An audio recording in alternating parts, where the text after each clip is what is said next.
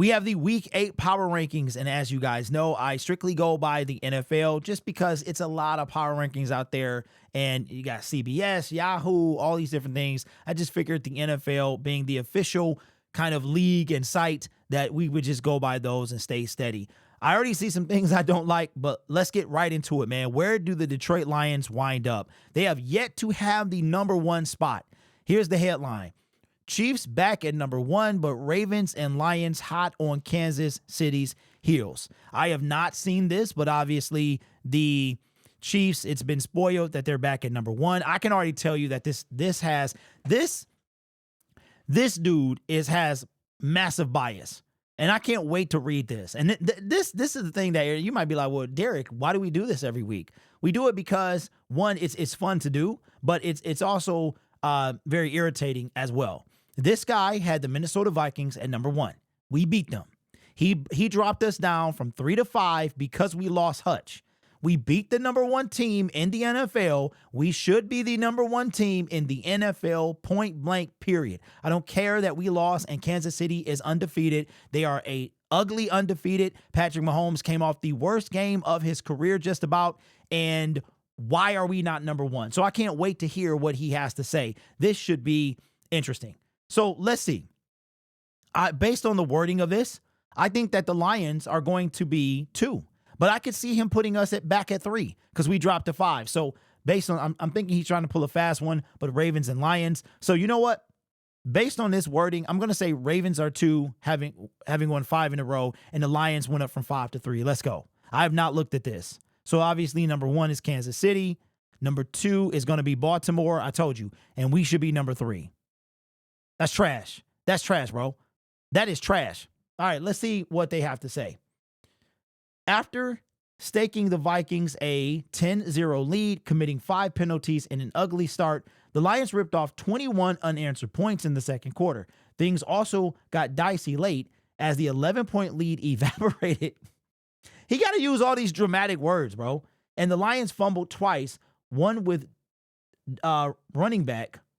one run back for a touchdown in the final 6 minutes of the game. But when Detroit absolutely had to have it, Jared Goff delivered some clutch throws on the game-winning field goal drive, and the Lions got out of Minnesota with a gutsy 2-point win.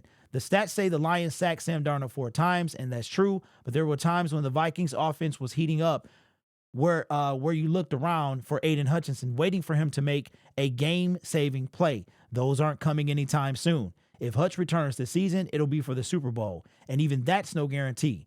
So the Lions might want to consider adding more pass rushers, but they have some requisite fearlessness and explosiveness befitting a championship-level team, and that can't at all be dismissed, bruh. Okay, first of all, bruh, and the Minnesota Vikings dropped to 4? Come on, man. And anyway, all right, so you know what? You know how people say, I've said, if you notice when I make my content, I don't ever say what a person's not. You know what bothers me beyond when people say Jared Goff is a good quarterback? I mean, he's no Patrick Mahomes, but he's a good quarterback. Or I can't stand that. Why do we have to say what a person is not? Jared Goff is a good quarterback, period. Jared Goff is in the MVP conversation. I mean, he's no Lamar Jackson. Well, I don't understand why you have to. This guy is obviously biased. We're going to keep doing this. And he just refuses. I don't think we've been number 1 all week. So let me get this straight. The Baltimore Ravens, they beat a team that Mike Evans went out and didn't finish the game. Chris Godwin got hurt near the end. It was at the very end. You beat a team without their number 1 wide. Well, Chris Godwin was the number 1 wide receiver, if you look at the stats, I believe. All this injury, they beat them, and we beat the number 1 team. That team lost to us. By sheer definition, we should be number 1. I did this. I know power rankings are subjective. They really are. But I also think there's extreme bias in this one. This guy is extremely biased. He just will not move the Detroit Lions. I just don't understand. If I'm the champion, okay, and I am beat, or better yet, how about somebody else is the champion? I beat them. I am now the champion. That's how that works. Period. So anyway, this guy kind of getting on my nerve. He's getting on my nerve. Not my nerves. The last one I have, Mr. Eric or whatever. What is his name? I think it's Eric something. Eric Edholm. You're getting on my nerve, Eric, because you're super biased. But let me know your thoughts down in the comments below. Of course, nobody cares. This is just a fun segment, something we always do. I like to enjoy what the NFL, what this guy, but it's obviously his job to rank.